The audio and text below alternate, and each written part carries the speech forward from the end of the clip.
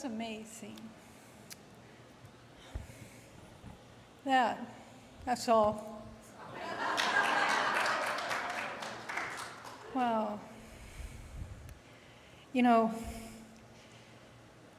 that song, when it first came out, was so meaningful to a lot of us, I think, from that generation. And it continues to build in its importance. And there was a time where we had this workshop where, as ministry or a practitioner, you know, it was a token song. That was mine. That's why do we do this? And I know the practitioner's heart, the minister's heart, the heart of each one that comes to this center is we would lay ourselves down for each other and be the bridge back to the deep knowing. So, perfect song. I could just really honor you both for that. Because the talk today is about feeling. And don't we feel? If you allowed yourself? If you allowed yourself not to choke back the tears, but to let your heart break wide open and to remember the good times and the bad times and the recovering times and the times that we're on that journey, we walk together as one. So as I begin this talk, I share some words from Ernest Holmes, and as I prepared the idea of looking more deeply into what affirmative prayer is, what is the treatment, there's so much more. There's such a beautiful, delicate practice with prayer that sometimes when we try to figure out a formula, we can stay in our head. And the invitation today is to stay in your heart. And Quimby, one of the first teachers of New Thought, because we apply it, you see, he's a scientist. He became he was a clockmaker, but he became a scientist with prayer and hypnotism and understanding what healing was. And way back in the late 1800s, 1900s, looking at this, what is this healing? How do people heal? What is the saying in the Bible? And he said, true prayer is in our acts. It's in our acts, true prayer. False prayer is in our words, and by their fruits you shall know them. And you've been in places, I'm sure, where a prayer has touched you sentimentally, like the prayer of that song. You've been touched by prayer. When prayer is sung, when you hear the Lord's Prayer sung by some of those deep voices, it just is spine-tingling. And so prayer is truly meant to be felt, not just reciting words, beautiful words, but the words must be felt. And thereby that, the fruits you shall know the outcome. And Carl Rogers, a famous psychologist, says, I find that when I'm closest to my inner self, and when somehow in touch with the unknown in me, when perhaps I'm in a slightly altered state of consciousness, then whatever I do seems to be full of healing. Then simply my presence is releasing and helpful to the other. It seems that my inner spirit has reached out and touched the inner spirit of the other. Profound growth and healing energy are present. We feel that with one another. As we grow together in community and you come on Sundays, we grow that energy, we grow that illumined field together. That's why it's so important. That's why we invite you to always come and to deeply listen and to be a part of what we're growing here is for our community and for our world. And there's this saying in Proverbs that says, above all else, guard your heart, for everything you do flows from it. Now, guarding your heart does not mean close your heart. It means open. and take care of the heart. Know that when you sense something coming towards the heart that will wound you, attack you, hurt you in any way, put your hand over the heart and say your prayer right then to resolve that situation right then and there. But knowing that everything we do flows from the heart. And when we become heart-centered in all our work out in the world shifts and changes along with our very breath.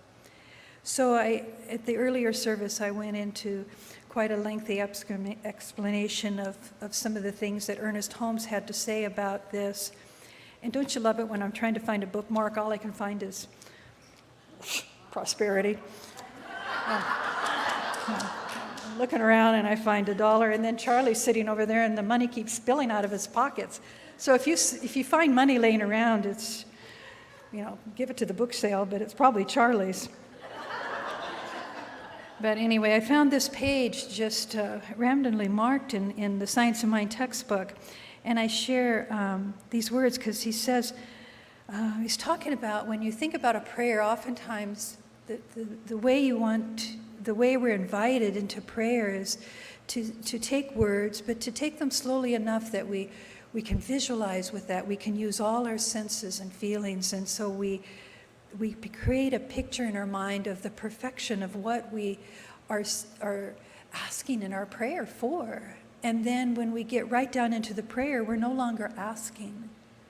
We want to step into that and be that and live that. So we speak it in the affirmative as so it is now.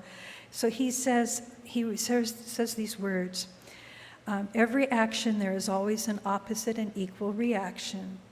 If this is true, and the equal and the opposite reaction is automatic. The practitioner does not try to create the reflection, he embodies the image. So as I speak the word practitioner, please know that's you. You are the one praying. You are the one connecting to the divine and practicing the work of prayer. So you're embodying the image. There cannot be an embodiment of the image without the appreciation of what that image means. A man who is always distraught cannot give a good treatment for peace. So there must not only be the image in the man's mind who is giving the treatment, but there must be an appreciation of what that image means before the image can reflect itself. Other words, it's just a word and not an embodiment. There's a great difference between the two. The word which carries power is the one which has conviction behind it. Let us not blithely repeat words and say that the treatment has gone forth and the healing work accomplished, unless we have the evidence that our word has accomplished, that whereunto it was sent. Let us not deceive ourselves about our treatments. So it's the invitation is to get really down and dirty with that sense of, really, I'm going to spend some time here until I really feel the quality of my prayer. So his work in the Living the Science of Mind, which Damien read from, if you wish to convey a message, we must feel it, just as the musician feels the atmosphere of harmony back of his technique. The practitioner recognizes the whole condition as a thing of thought, and in his own mind straightens out his thought about the patient. In so doing, he reveals the eternal harmony back of the negative appearance. He straightens out the thought. That's the technique. That's the dialogue. We connect with the divine. We speak to the divine. We call the divine's name, and that's the name only your heart can sing. Yours is in tune with that, and then you call upon that, and you connect with that wholeheartedly. Your whole essence becomes that, and that partnership begins there. And then you start to straighten out your thinking. It may be taught, analyzed, taken apart, and put back together. It can consist of words and phrases and thoughts, everything that's understandable, teachable, and learnable, but then becomes the powerful moment where you connect with the essence of the treatment, the feeling with which the practitioner has, his interior sense of the divine allness, of that spirit that is closer to him than his own breath. It cannot be put into words. It cannot be taught. It can only be felt. And that's important to know. And the strip I'm going to show you here, this little clip in just a moment, was Greg Braden on his research of the feeling of prayer.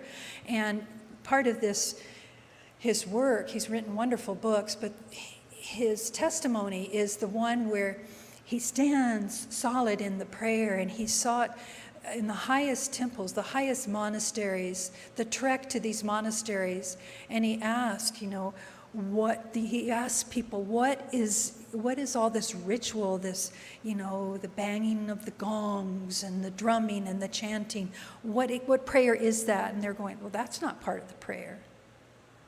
That's invoking the feeling. There's no words that I can tell you of what the prayer is. That's inside. So the prayer is inside of all of our own hearts.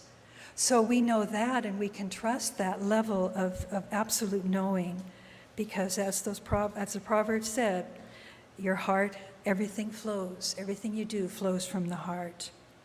So we recognize in the principles of this philosophy, this idea, we really focus on our thought, the mental field, this powerful, creative thought force that we are immersed in.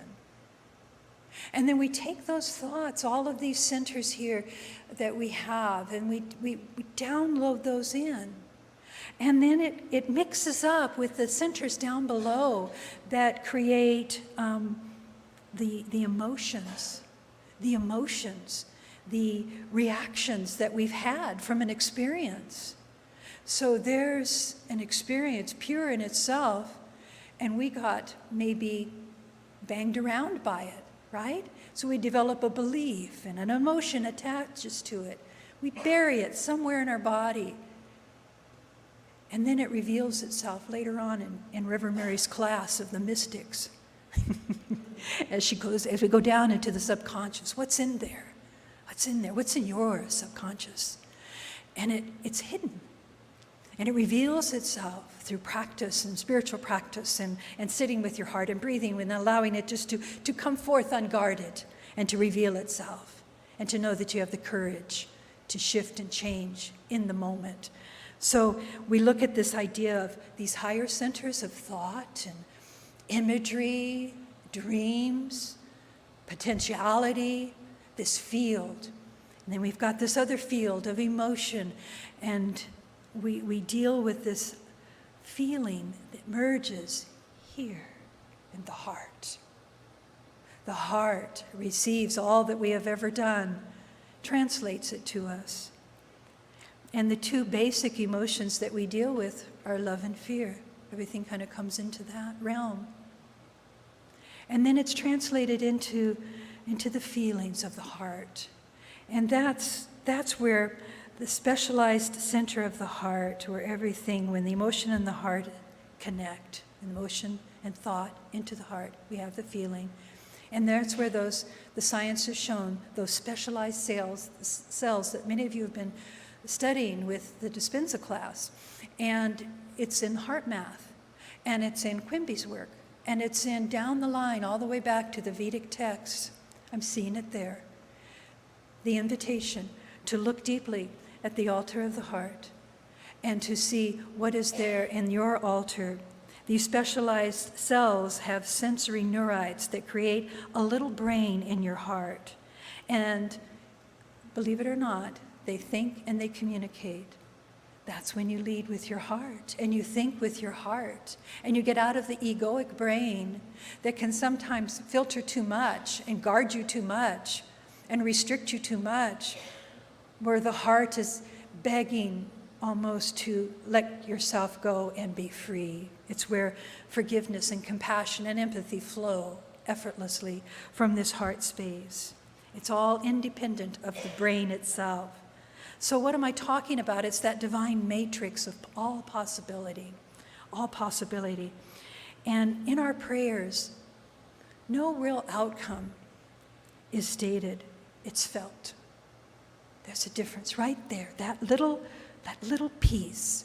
Let us feel our prayer. Let us feel and stand in our outcome, our picturing of the truest heart's desire. But we're so conditioned to see outside of ourselves through our brain into our world. And so now we're invited to really truly look at present moment, to really immerse ourselves in present moment thinking, and to see here, that's basically where all the truth lies, right there.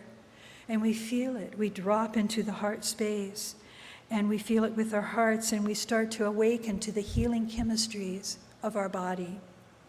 And through prayer, we create the feeling in the body, and the feeling is the prayer. That's why it cannot be articulated. The feeling is the prayer. That's a lot to really hone in on, because words create such beautiful prose of inviting imagery into our hearts and minds, but all of those words are helping us to get deeper and deeper into a feeling itself. So right now, I'm going to show you this clip of these gentlemen. This whole crew is working on a tumor on a lady. And so you're going to see it's kind of a little bit sketchy, but look deeply into it. Charlie's going to go ahead and turn the lights out, and Damien's going to help me present this short clip. And just kind of feel the patient did a lot of work before she laid herself upon the table. She was real clear how she wanted to feel. She was real clear. And her clinicians, the practitioners that were working with her, kind of watch in the background. They're moving their hands. They're not focusing on the effect. They're focusing on what is, what they want to see, not even what they want. It gets real tricky. So without my words to confuse you, please open your heart and watch this little clip.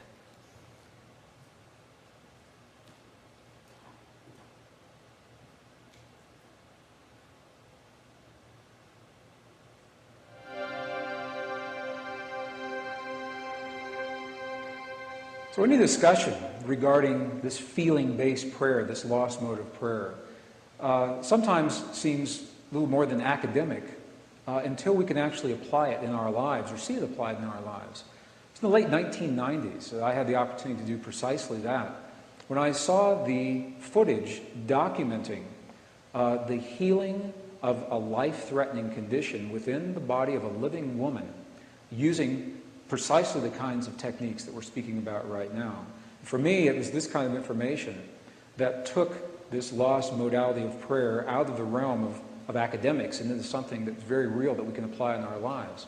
I had the opportunity during that time to see some video footage of the healing of a 3-inch diameter bladder cancer inside the body of a woman who, by Western medical standards, had been diagnosed inoperable. She had gone, as a last resort, to a medicineless hospital in Beijing, China.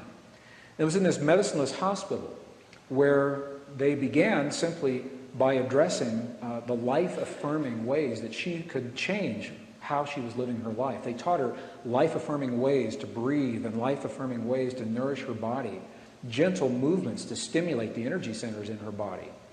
And as she was doing these and strengthening her body, at one point it made sense to undergo a process. Now I'd like to share this. I'd like to describe it to you as a very potent example of how the feeling world inside of our bodies has a direct effect, in this case a very graphic effect, on the world beyond our bodies. So in the video documentation, the film shows a woman lying on in a hospital room. She's fully awake, she's fully conscious, she believes in the process that's about to happen. Before her, there is an ultrasound technician who is running an ultrasound wand over her lower abdomen that we can see on a split-screen television. And on the left-hand side of the screen, they do a snapshot, a freeze frame of an instant in time for reference, so we can see what her condition looked like in that instant in time. On the right-hand side of the screen, we are able to watch real time as 3 practitioners stand behind her, working with the energy in her body and with the feelings in their bodies. And what they do is they begin to chant a word that to them, they've agreed upon, that reinforces the feeling within them that she's already healed. The chant essentially says already healed, already done. And as they begin to have this feeling and to say these words among themselves, on the computer screen, on the television screen, we can watch in real time this cancerous tumor as it disappears in less than 3 minutes, real time. It's not like time lapse on a documentary where you see a rose unfold in 30 seconds in something that normally takes days. This literally happens in less than 3 minutes. Her body responded to the feelings of the practitioners who were trained to have the kinds of feelings that they were having.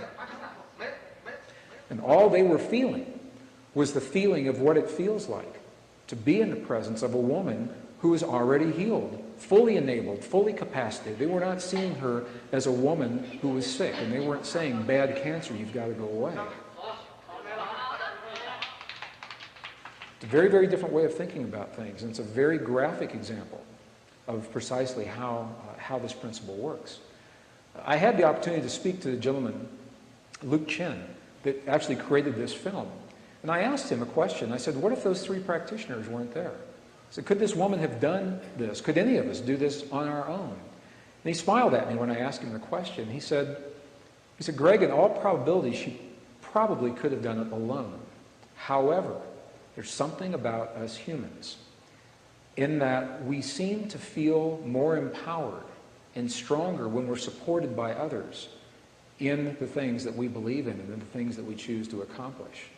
So while she probably could have had this feeling and done it herself, having these 3 practitioners work with her was the threshold that it took for her body to respond. All they were doing was having the feeling. Awesome, huh? Yeah. I appreciate it. I watched that several times because being in the medical sciences, I was just in awe of it. And their beautiful words, wasa, wasa, wasa, wasa, wasa. You know, these words were spoken with a vibrational sound, kept their mind penetrated on the truth that it's already done. Wasa, wasa, wasa, wasa, already done. And then malu now, malu now, malu now. Malu means now. Malu, malu, wasu, wasu, malu, malu, malu. And you see them polishing the surface. So it's not judged. See, it's an integral piece there. Our prayers come from a place where we're not judging right or wrong. We're looking at, yes, there's a tumor there, but not bad tumor, not bad cancer. And yet we have to deal with those feelings that rise up. So again, that comes into some of the work we did last month of denials. Even though I feel like this cancer is the most worst thing that could ever happen to me, even though I recognize the possibility of being free. I see my body whole and healthy. I see the linings of my skin. I see the vessels of my body pure and radiant. So this idea of not judging and not accepting and not saying good or bad, no judgment at all. See, the prayer is when we sense and feel. So we're going to do a little bit of that. And he invites us into these 4 stages to engage with the feelings of prayer, to harmonize the brain and the mind. So remember, this realm of spirit, this is wholeness. Everything exists all the time, everywhere. And we are capturing that truth. And Greg Braden says, speak to this divine matrix and our sacred connectiveness as we begin to feel our prayers. So we're going to do that right now. And if I could invite you, Judy, to just kind of lightly play in the background this idea of connection. So take a breath right now and just kind of think, well, I was watching, that was pretty intense. And you could kind of just, move around in your body. So often we're like, I can't tell you how many times at night I realize the mattress is there, but I'm like levels above it, like, and not in a fancy state of like, I'm like tense. And so I have to move those shoulders, drop in. So you need to go through a sense field of your body and really be present moment with it. What am I sensing? What am I breathing? What am I guarding? How are the issues of my being? And then once you've sensed that and been comfortable in your body, I invite you to close your eyes and start with that heart connection. And this heart connection, when you touch it, your awareness goes there. So you can place your hands over your heart. You can place one hand over the heart. You can just take a few fingers and touch at the center of your heart. But there's that movement, or you can even have prayer with the thumbs pointing back in towards the heart. But it's such a genuine, and we do this automatically when someone comes and shares a heartbreaking story, our hand immediately touches that center. So we begin to move into the cave of the heart. Awareness is going to where we've touched this space. And then we begin to adjust our breathing. We turn our awareness and our power into connecting to the breath. Mindful breathing, slowing us down. This deep, solemn practice, the prayer of the breath. The prayer has a sound. Hum, sa.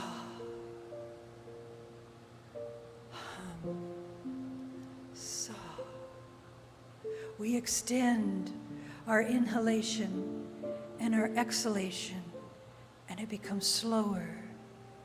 We spend time in the gap.